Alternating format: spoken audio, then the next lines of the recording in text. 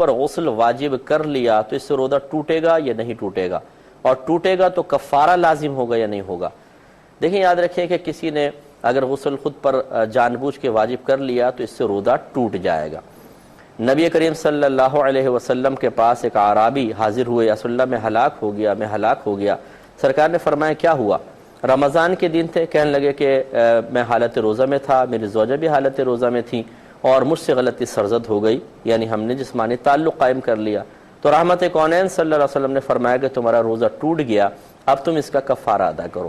عرض کیا رسول اللہ کفارہ کیا ہے؟ فرمایا 60 روزے لگاتار رکھو۔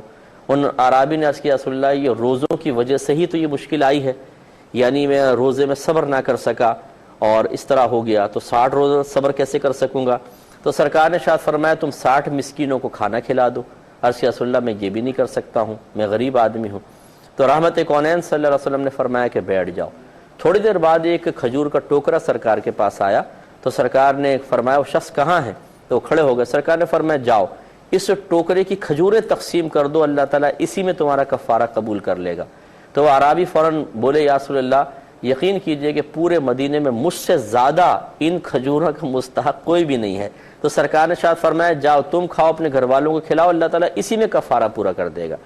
تو خلاصہ کلام یہ ہوا کہ معلوم ہوا کہ جسمانی تعلق قائم کرنے سے روزہ ٹوٹ جاتا ہے اور کفارے کا سبب بنتا ہے۔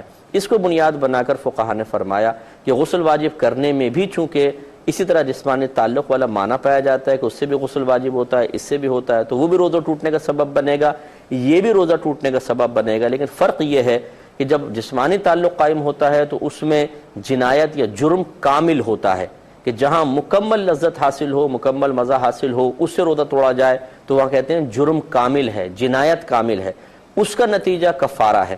اور یہاں پر اگر خود اپنے اوپر غسل واجب کیا جائے تو اس میں بھی ایک یک گنا لذت تو ہے لیکن کامل نہیں ہے، تو لہٰذا یہاں جنایت ناقص کہلائے گی، اور جہاں جنایت ناقص ہوتی ہے وہاں کفارہ نہیں ہوتا بلکہ صرف قضا ہوتی ہے، لہٰذا اس فعل پر قضا ہے، روزہ ٹوٹ جائے گا اور قضا ہے۔ لیکن یاد رکھیں اگر کوئی اس کو عادت بنا لے کہ اس کے ذہن میں آ گیا کہ اچھا جی اچھا غسل واجب کر لوں گا تو زیادہ یہ ہے کہ بعد میں ایک روزہ رکھ لوں گا، کوئی بات نہیں، تو اب پہلی مرتبہ تو اس کو چھوٹ ملے گی، لیکن اگر اس نے دوبارہ ایسی حرکت کی تو اب یاد رکھیں کہ 2 حرکتیں مل کر اس کی جنایت کو ایک طرح سے کامل کر دیں گی، اور دوسری مرتبہ کرے گا تو اب اس کے اوپر کفارہ لازم ہوگا۔ یہ اچھی طرح ذہن میں رکھا جائے۔ ایک مختصر سا بریک لیں گے، ہمیں یقین ہے آپ ہمارے ساتھ ہی رہیں گے۔ میرا دل مقام